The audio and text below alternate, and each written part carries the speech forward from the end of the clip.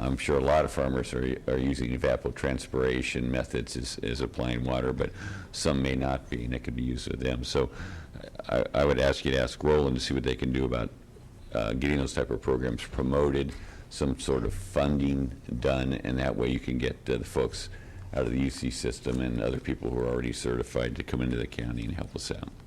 Thank you very much. Thank you, Richard. Anybody else wish to speak? Sure.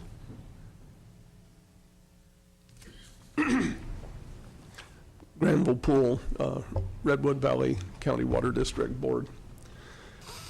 I just want to say briefly that as hideous as this all is, and as much as we have all known that we had lots of problems that we needed to take care of for a long time, and you know, it's not that we haven't been trying. The problems are not easy to deal with, and I understand that, and I know the board has been behind dealing with water problems for a long time, and I appreciate that. I just want to say that I think the programs that Roland outlined sound like a really good, positive, proactive approach. I think we have a board sitting here now that really wants to do that, and that that though it's a bad time, that it also is a good time in that it really focuses our attention and is a good opportunity for us to better learn how to think like a watershed. So that's. Thank you. Anybody else want to speak? Okay, we'll bring it back to the board for discussion. I'll start off here a little bit by saying, you know, the last time we had a severe problem with Lake Mendocino, severe, I mean, it's in 1977. That's been 32 years, and it's kind of like, who do you blame, you know? Even Decision 1610, which tied the building of Lake Sonoma into Lake Mendocino in the mid-'80s, Mendocino County never really even took an active role in that. So maybe this time, of course, if it starts raining, you know, yesterday was Groundhog's Day, and that means that we're going to have a wet March. Maybe it's going to change again. But I hope if it rains and it pours tomorrow morning that we don't let off on this issue of water. I mean, conservation to me is a given. And frankly, you know, I guess when you're out of water, I guess you can say you're the best conservationist there ever was. But I don't think that's going to solve the issues. You know, this board, we presently have a water project, first time since ever the history of Mendocino County, where the Board of Supervisors has taken an active role, and the Scout Lake project up there actually is a project. You can call it a project. We're spending money on it. We're doing studies. We're getting agreements in place, and that hopefully will give us a fairly new supply of water for the inland Mendocino County. It's not planned to help the coastal areas, but it's significant, and that's a start. You know, I heard the other day that right now PG&E is up there working on the tunnel coming through the Potter Valley Tunnel, and so actually they're not putting as much water through the tunnel as they actually could. So we have that problem. You know, then we have the Endangered Species Act, which allows more water to go to the fish than it does to go to people, and all these things. And we know maybe this will bring people's awareness up, because in the past, what I've seen in my lifetime is you get really short of water, and that's all you think about, and then it rains and your water tank's full and you forget about it. And we as government especially, and the people of water district managers and people who are serving these water districts and boards, can't realize we have a severe problem. Actually, the lack of water has hurt Mendocino County tremendously in our economic development. Tremendously. So it's not like this water crisis is looming like next month here when the lake goes dry. We've been in a severe water crisis certainly for at least the last decade.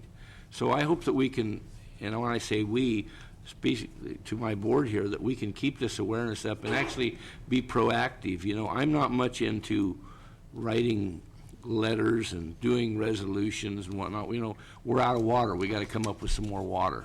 You know, and conservation, in my opinion, is always an element, but it's only an element. We're at the point we have to come up with some more water, and we have to compete with the Endangered Species Act. We got to compete with the state of California on water rights issues. There's a lot of things to deal with it, but we have to come up with a more water supply. Supervisor Smith, Supervisor McCown. Thank you, Mr. Chair. I appreciate the general manager's report and all the comments from the public. And we certainly are in a crisis situation here. And, you know, the observation's often been made that we don't have a water shortage problem, we have a water storage problem, because typically in the winter we get plenty of rain, and as has been said, most of it just runs down the river and out to the sea. And last year, I believe what we had was a regulatory drought. You know, it was the cutbacks that were being imposed on the Eel River diversion and the mandatory releases that really put us in a situation where we were facing potentially the lake running dry. But I think this year we actually have a real drought, and that's the difference. And I think it's as you've noted, that we've had additional demand for water over the last 32 years. And it's kind of curious. We always, once we're in a drought year, okay, we've got to stop adding more demand to the system. So you put a hold on everything. As soon as it starts raining again, well, boy, I'm glad we're through that.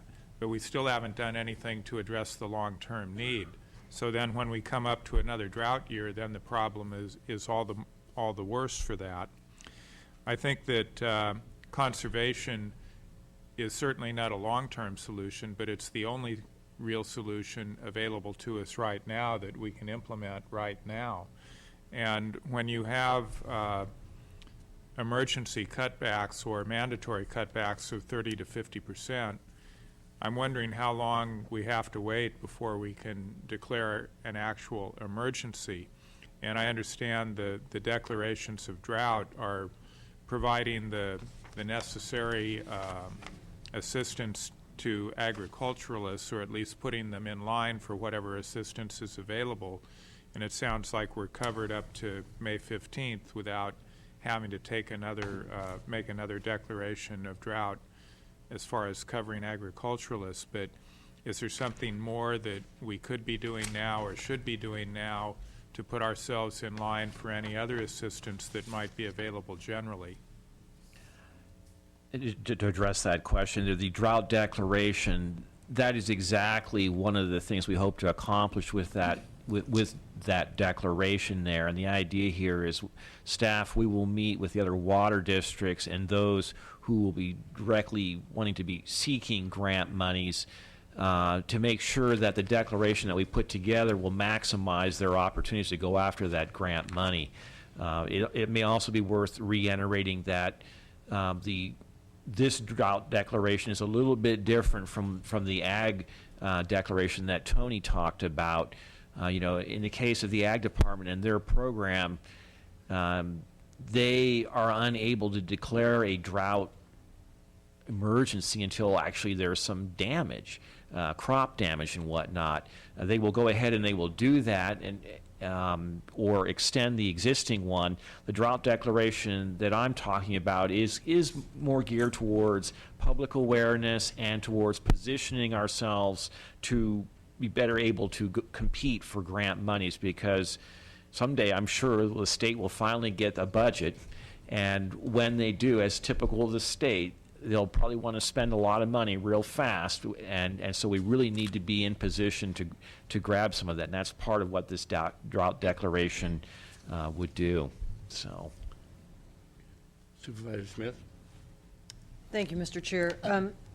Mr. Sanford, I have two questions on your report. You began with a discussion on the Noyo, which is one of the water sources for the city of Fort Bragg, and gave us some statistics on that. But then I didn't really hear any references. You moved into the details of the topic. Dealing with drought issues that do affect the coast, where do you see that going?